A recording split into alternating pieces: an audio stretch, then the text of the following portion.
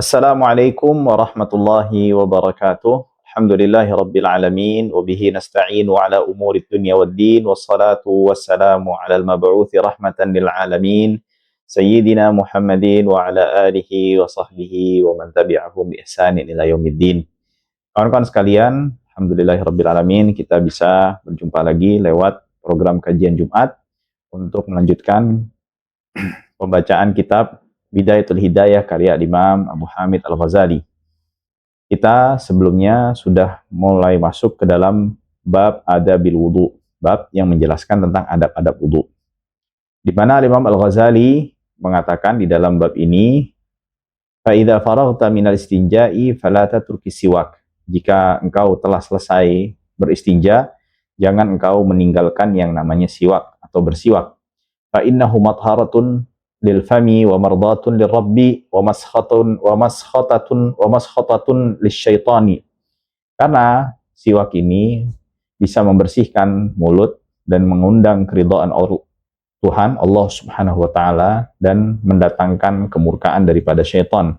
Tentu saja dikarenakan siwak ini merupakan sunnah di antara sunnah-sunnah yang dianjurkan oleh Nabi kita Muhammad sallallahu alaihi wasallam, maka ketika seseorang melakukan apa yang dianjurkan, baik atau apa yang diperintahkan, itu akan mengundang keridhaan Allah Subhanahu wa taala dan akan mendatangkan kemurkaan daripada syaitan karena tidak menuruti ajakan syaitan untuk durhaka kepada Allah Subhanahu wa taala. Lalu Al-Imam Al-Ghazali melanjutkan, wassalatun bisiwakin afdalu min 70 salatan bighairi siwak. Salat yang dilakukan dengan bersiwak terlebih dahulu itu lebih afdal daripada 70 salat yang dilakukan tanpa menggunakan siwak, ya. Ya, ini sebagaimana dalam sebuah hadis, walaupun hadisnya dhaif, tapi para ulama mengatakan ini masuk ke dalam ranah fadail a'mal. Tsumma majlis lil wudu'i mustaqbilal qiblati ala mawdhi'in murtafa'in, ya, dan lalu setelah itu engkau duduk, ya, untuk melaksanakan wudu sambil menghadap kiblat. Duduk di tempat yang sedikit tinggi, kai la yusibaka rasyas, agar kita tidak terkena cipratan air yang kita gunakan untuk berwudu. Faqul, lalu ucapkan bismillahirrahmanirrahim, rabbi a'udzu bika min hamazatis syayatin wa a'udzu bika rabbi ay yahdurun. Dengan menyebut nama Allah Subhanahu wa taala yang Maha Pengasih lagi Maha Penyayang, rabbi a'udzu bika min hamazatis syayatin, ya Allah, Tuhanku, aku berlindung kepadamu daripada waswas syaitan. Wa a'udzu bika rabbi ay yahdurun, dan aku berlindung daripada bahaya yang ditimpakan oleh syaitan. Tubaghsil yadayka thalathan qabla an tudkhilahumal ina. Lalu sebelum memulai berwudu, hendaknya untuk mencuci kedua tangan terlebih dahulu sebanyak 3 kali sebelum kita memasukkannya ke dalam wadah yang berisikan air untuk kita gunakan dalam berwudu. Ya, ini zaman dulu, jadi memang penggunaan airnya itu ada di satu wadah, ya. Jadi jangan langsung memasukkan tangan kita, tapi hendaknya dituangkan air terlebih dahulu agar kita mencuci tangan kita di luar daripada wadah yang kita taruh air untuk berwudu kita. Waqul, lalu ucapkanlah, Allahumma inni as'aluka al-yumna wal barakata wa a'udzu bika minasyu'mi wal halakah. Ya.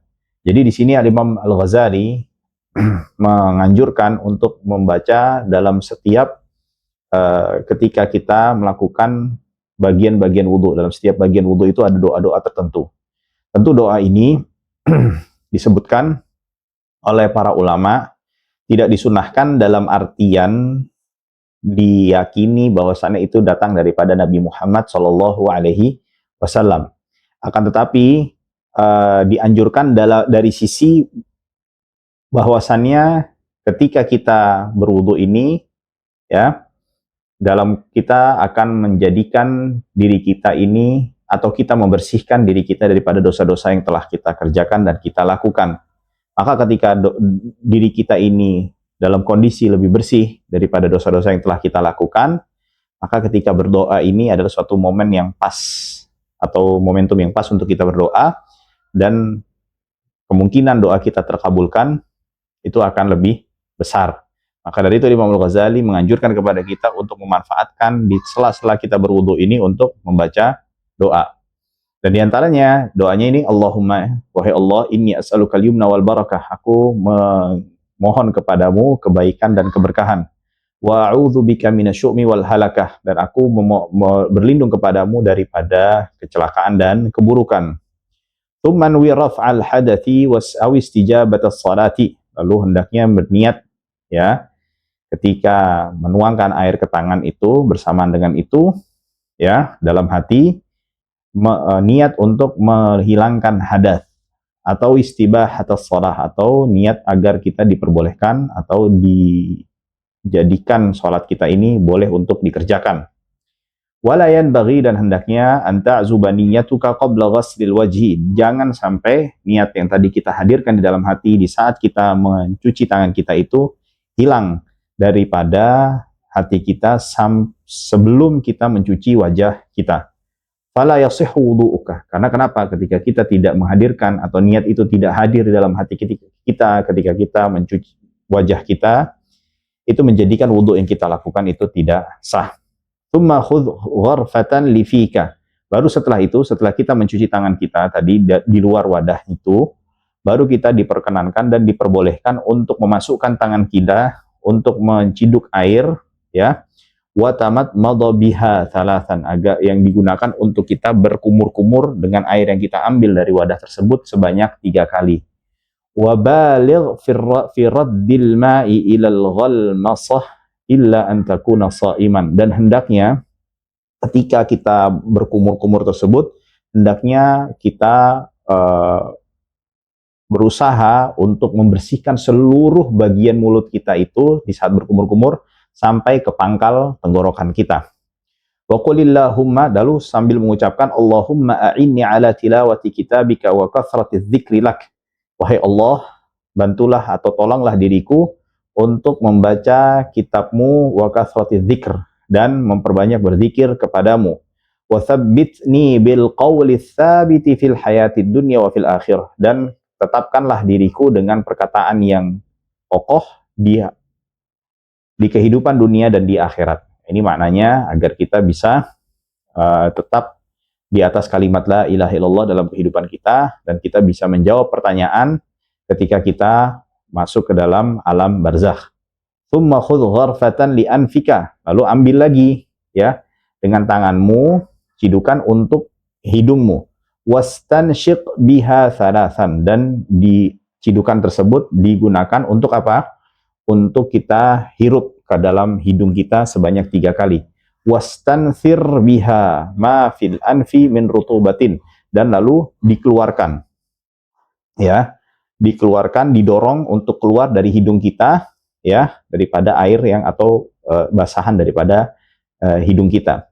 Wa qul fil istinsyaqi, lalu ucapkan ketika beristinsyak, menghirup air ke dalam hidung, Allahumma, wahai Allah, arihni raihatal jannati wa anta anni radin. Wahai Allah, izinkanlah diriku untuk menghirup aroma daripada surga, dan engkau dalam kondisi ridha kepada diriku.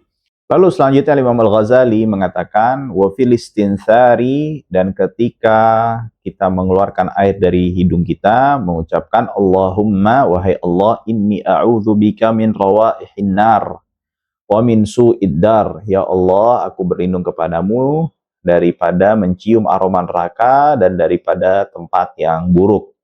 Tsumma khudh gharfatan liwajhika, lalu ambillah cidukan untuk wajahmu. Faghsil biha min mubtada'i tasthihil jabhati ila muntaha ma yuqbilu minadz-dzaqn fitul. Jadi prakteknya seperti ini. Jadi kata Imam Ghazali, untuk panjangnya dari tempat di mana awalnya rambut itu tumbuh, pada umumnya, ya, sampai kepada ujung daripada dagu kita.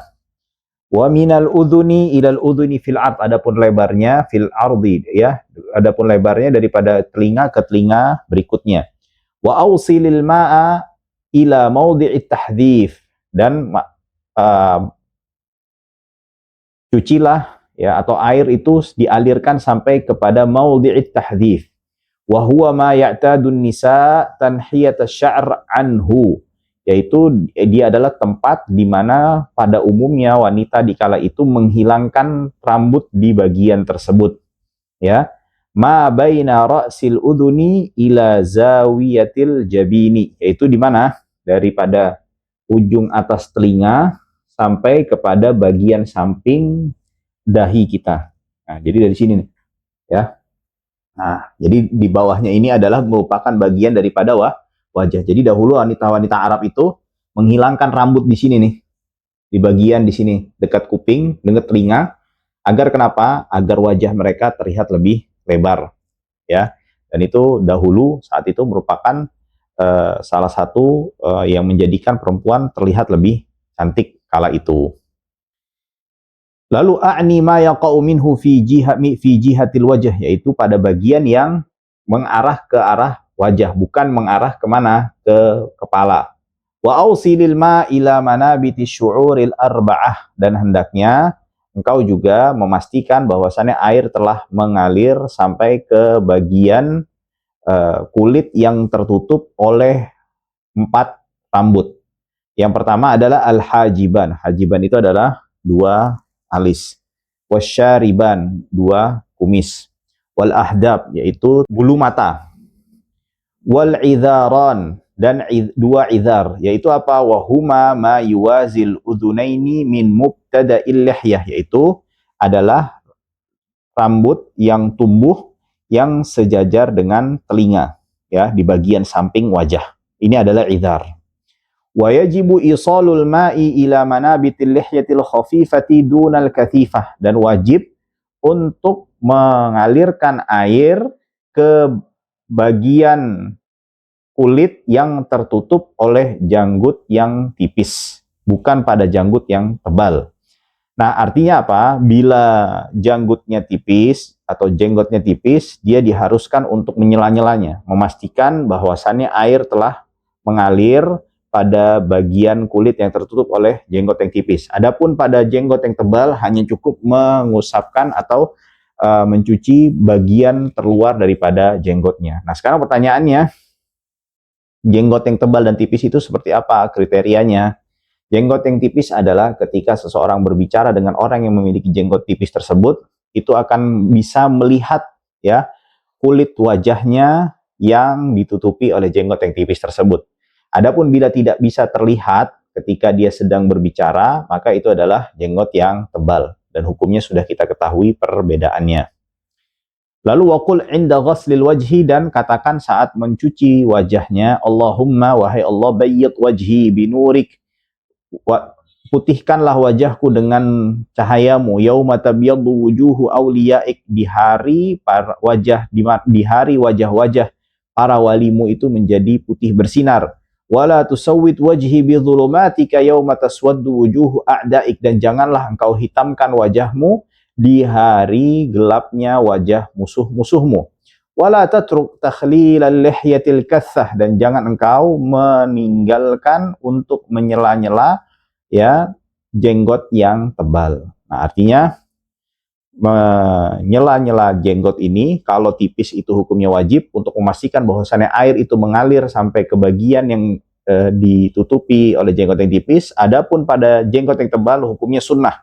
Akan tapi walaupun sunnah tersebut, walaupun sunnah juga, Imam Al-Ghazali mengatakan jangan ditinggalkan, ya.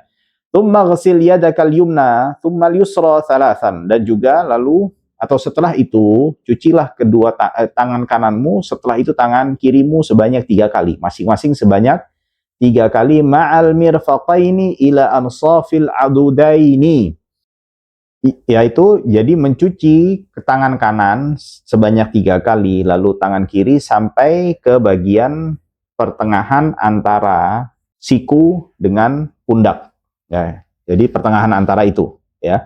Fa innal hilyata fil jannati tablughu mawadhi'al wudu, karena seseorang akan mendapatkan cahaya perhiasan di surga seukuran daripada air yang sampai kepada bagian tubuhnya ketika dia berwudu. Wa qul 'inda ghaslil yumna, dan ucapkanlah ketika mencuci tangan kanan, Allahumma a'tini kitabi biyamini wa hasibni hisaban yasira, wahai Allah, berikanlah aku kitabku dengan tangan kananku dan hisaplah diriku dengan hisap yang mudah.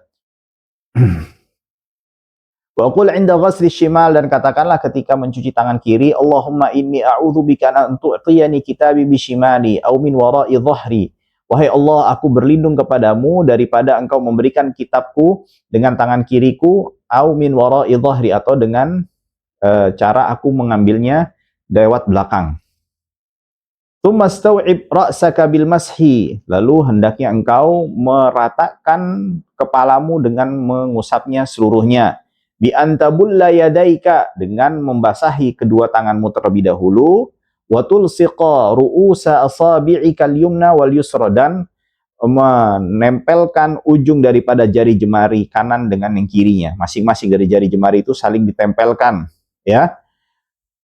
Wa tada'uhuma ala muqaddimatir ra's, dan ditaruh di bagian depan kepala terlebih dahulu. Wa tumirruhuma ilal qafa, dan dialirkan atau dijalankan sampai kepada tengkuk. Tsumma taruddahuma ilal muqaddami, dan dikembalikan sampai ke tempat kita menaruh pertama kali tangan kita di atas kepala kita. Fahadhihi marrah, maka itu terhitung baru satu kali. Taf'alu dzalika thalathan, dan dilakukan hal tersebut, mengusap kepala sebanyak 3 kali. Wa kadzalika fi sairil a'dha'i, dan begitu juga dalam setiap bagian tubuh yang kita berwudu, yang kita menjadi bagian anggota tubuh untuk wudu. Wa qul, lalu katakan, ucapkanlah doa, Allahumma ghashshini bi rahmatika, ya Allah, naungilah diriku dengan rahmatmu. Wa anzil alaina min barakatika, dan turunkanlah kepadaku daripada sebagian keberkahanmu. Wa adhillani tahta dhilla arsyik, dan naungilah aku di bawah naungan arsymu. Yauma la dhilla illa dhilluk, di hari tidak ada naungan melainkan naunganmu. Allahumma, wahai Allah, harrim sya'ri, haramkanlah rambutku, wa basyari, dan juga kulitku, ala nar, untuk neraka. Tsumamsah udhunaika dhahirahuma wa batinahuma bima'in jadid, lalu usaplah telingamu, bagian dalam dan luarnya. Bagian dalam itu adalah yang berhadapan dengan wajah.